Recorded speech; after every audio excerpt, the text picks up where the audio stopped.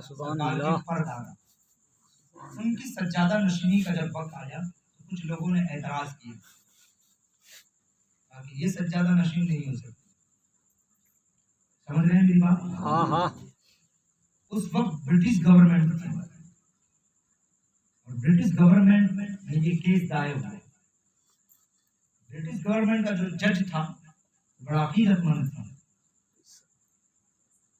اس نے کہا اتنا بڑا دربار ہے، پڑھا ہوا ہوتا اس نے کہ یہ دربار معمولی دربار نہیں ہے۔ اس نے کہا کہ اس کا فیصلہ میں نہیں کر سکتا۔ سبحان اللہ، کیا کیا جائے؟ کہا چلو سرکار عبدالرحیم محبوب اللہ کی بات۔ سبحان اللہ سبحان اللہ۔ حاضر ہونے کے بعد کیا کیا جائے؟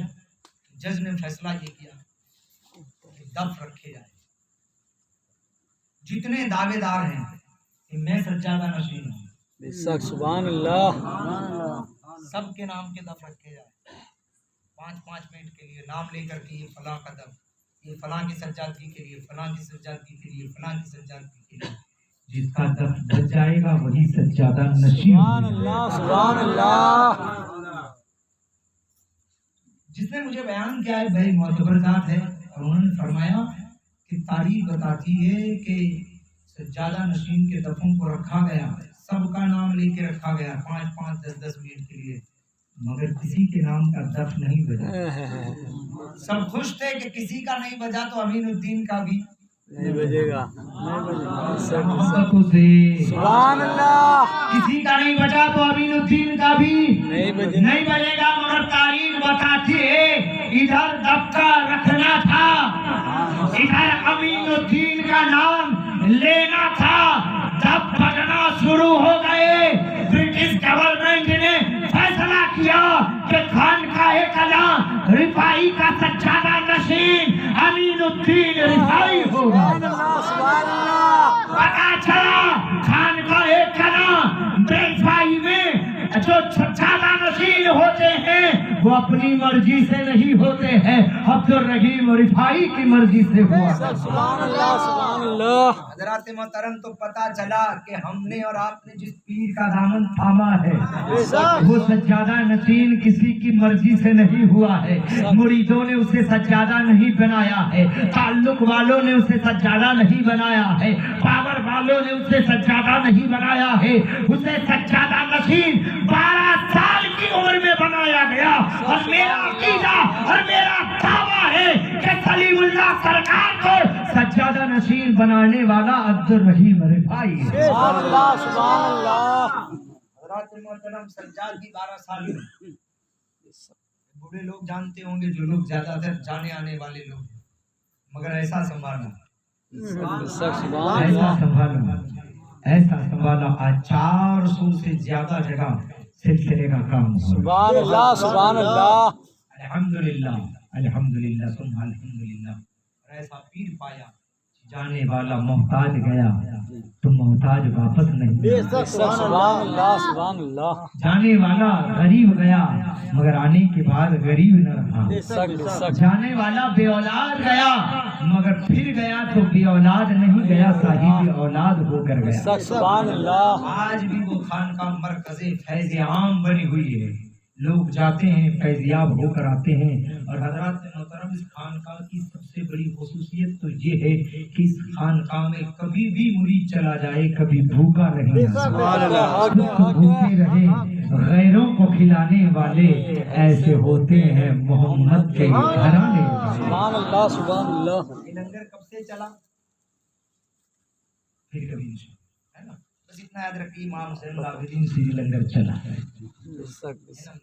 کربلا سے آنے کے بعد امام زین العابدین نے مدینے میں لنگر کھانا کھولا تھا، لوگوں کو کھانا کھلاتے تھے، اپنوں کو بھی کھلاتے تھے، غیروں کو بھی کھلاتے تھے۔ الحمدللہ حسین کے بیٹے کا وہ کردار آج بھی صورت بڑی خانقاہ میں جاری و ساری۔ سبحان اللہ سبحان اللہ۔ ایسا پیر پایا، لوگ اپنے مزار پہلے سے تیار کروا دیتے ہیں، پہلے سے کہہ دیتے ہیں میرا عرس فلاں تاریخ کو ہوگا، میرے عرس کی فلاں تاریخ رکھی جائے، سارے مریدوں تمہیں آنا ہوگا۔ سبحان اللہ مگر قربان سلیم اللہ سرکار کی ذات پر 1 سال پہلے کہہ دیا میرا عرس کوئی نہ منائے، سبحان بھوکے کو کھانا کھلا دو گے سلیم اللہ کا عرس ہو جائے گا، بھوکے کو کپڑا پہنا دو گے سلیم اللہ کا عرس ہو جائے گا، میلاد منا لو گے سلیم اللہ کا عرس ہو جائے گا، قرآن خوانی کر لو گے سلیم اللہ کا عرس ہو جائے گا، اپنے گھروں میں بے کسوں کی مدد کر دو گے عرس رفائی ہو جائے گا، غریبوں کی مدد کرو گے عرس سلیم اللہ ہو جائے گا۔ کتنا مہربان ہے میرا پیر، سبحان اللہ اتنا مہربان ہے میرا پیر، کہہ رہا ہے غریبوں میں مجھے تلاش ہے۔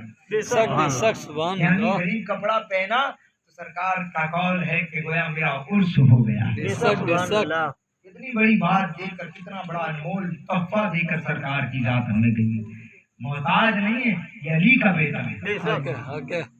کس کا؟ علی کا علی کا بیٹا۔ جانتے ہیں نا کہ کربلا میں بے گورو کفن پڑے تھے ہمارے باپ دادا، یہ دنیا کی دولت کو ٹھوکر مارنا سلیم اللہ سرکار نے امام حسن سے سیکھا۔ بے شک سبحان اللہ حضرات محترم، آج بھی جہاں عام دوسرے بزرگوں کی قبر ہے، عام قبروں کی طرح آج بھی اس عظیم ذات کی قبر انور بنی ہوئی بے ہے نا، ورنہ وہ چاہتے تو کہہ دیتے روزوا والو، شک خدا کی روزوا کا بچہ 50 بیگھہ بھی زمین خرچ کرنی پڑتی نا تو کر دیتا کہ نہیں، اتنی بڑی ذات، مگر الحمدللہ نہیں، سرکار نے یہ نہیں کہا، نہیں بڑے عرس میں آؤ، یہ احمد کبیر رفاعی کا عرس مناؤ اور میرا فیض لے کر جاؤ، عرس صورت میں آ کے مناؤ، عرس احمد کبیر آ گیا، سبحان اللہ ہے کہ نہیں؟ بڑا تحفہ ہے، سب کو نہیں ملتا، سب جیسے کال نہیں کرتے، ہر جگہ سے ایسے کال کے اعلان نہیں ہوتے، یہ جس کی قسمت ہماری کہ ہمیں ایسا پیر ملا، سبحان اللہ جس کو دنیا کی کوئی لالچ نہیں، جس کو میں نے دیکھا تو ایسا لگ رہا تھا کہ سادہ لباس میں بھی وہ ذیشان نظر آتا ہے، ہو بہو شکل میں انسان نظر آتا ہے، سادہ لباس میں بھی وہ ذیشان نظر آتا ہے، اور لوگ تخت پر بیٹھ کر بھی لگتے ہیں فقیر، سلیم اللہ قبر میں لیٹا ہوا سلطان نظر آتا ہے۔ سبحان اللہ یہ شان ہے میرے سرکار کی، جب نکلتے تھے عرس میں تو ایسا لگتا تھا کہ یہ کوئی پیر ہے، لیکن جب جلسہ ہوتا تھا بڑے بڑے پیروں کا مجمع ہوتا تھا، اور تب میرا سلیم اللہ سرکار میدان میں آتا تھا تو ایسا لگتا تھا کہ سونیا تیرے جیسا پیر کوئی نہیں۔ سبحان اللہ سبحان اللہ وقت کا قلندر ہے میرا پیر، سبحان اللہ مقدر کا سکندر ہے میرا سبحان پیر، اللہ ایسی عظیم ذات ہم نے پائی ہے۔ حضرت محترم میں چنچن گیا تھا، چنچن کا نام سنا ہوگا، سورت آتے ہیں لوگوں نے، چنچن میں گیا تھا، ایک جلسہ 13 رجب کو میرا جلسہ وہاں ہوا، 13 رجب کو نہیں، اس سے پہلے جلسہ میرا ہوا، میں جہاں جلسے میں، اور چنچن والے یہ کہہ رہے تھے کہ یہاں جھوپڑ پٹی تھی،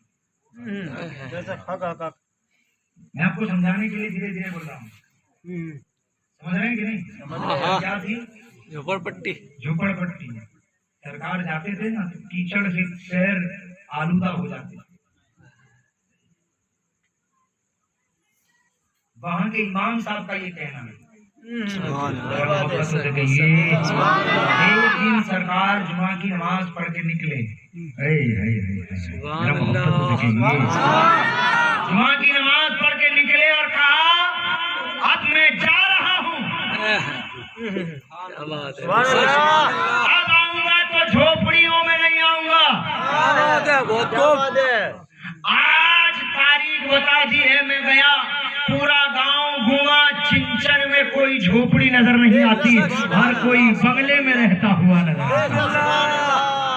پتا یہ چلا جب آل رسول اپنی موج میں ہو، جب یہ مقدر کا سکندر اپنی مستی میں ہوتا ہے، جب یہ اپنی مستی بکھیرنے لگتا ہے تو جو بول دیتا ہے پتھر کی لکیر ہو جایا کرتا ہے۔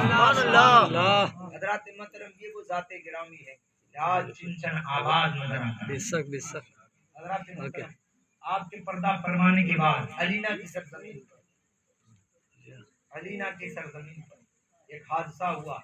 مرید نہر پر نہانے گیا تھا اور وہاں جہاں گھاٹ بنا ہوا تھا، کیا کہتے ہیں،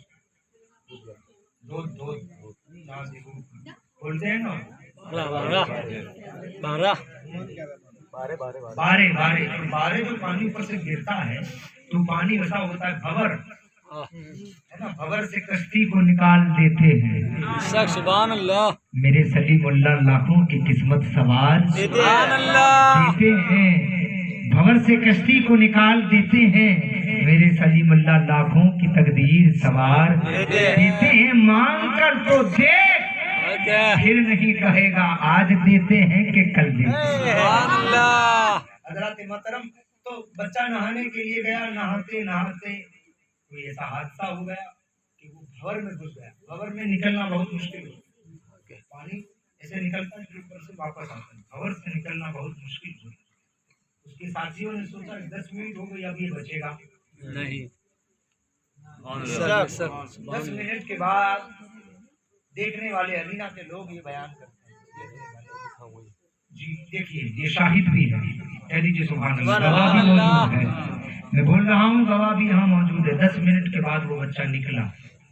سبحان اللہ سبحان اللہ اللہ۔ بھائی 10 منٹ کے بعد صحیح سلامت وہ بچہ باہر آیا۔ آنے کے بعد کسی نے پوچھا تو بچا کیسے؟ کہا جس کا پیر سلیم اللہ ہو اسے کوئی ڈبا نہیں سکتا۔ کیا بات ہے؟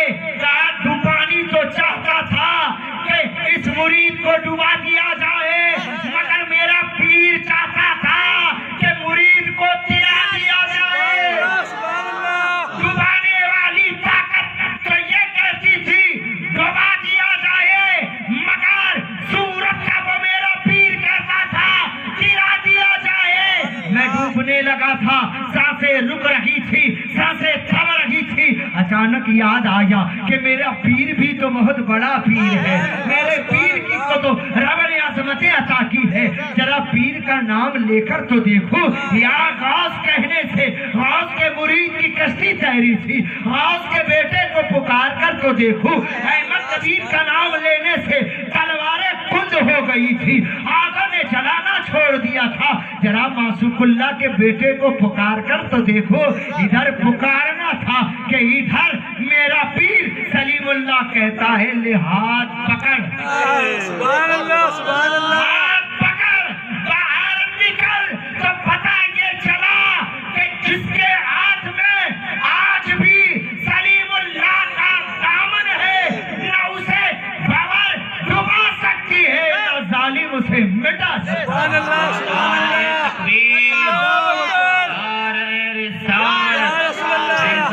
سلیم اللہ، فیضان سلیم اللہ، نعرہ تکبیر، نعرہ رسالت۔ اس لیے نہیں کہ سلیم اللہ کے 2 ہاتھ ہیں، اس لیے نہیں میں نے عرض کیا یا سلیم اللہ آپ صورت میں سبحان اللہ ذرا مسل کے بولیے، بڑا پیارا جملہ دینے جا رہا ہوں۔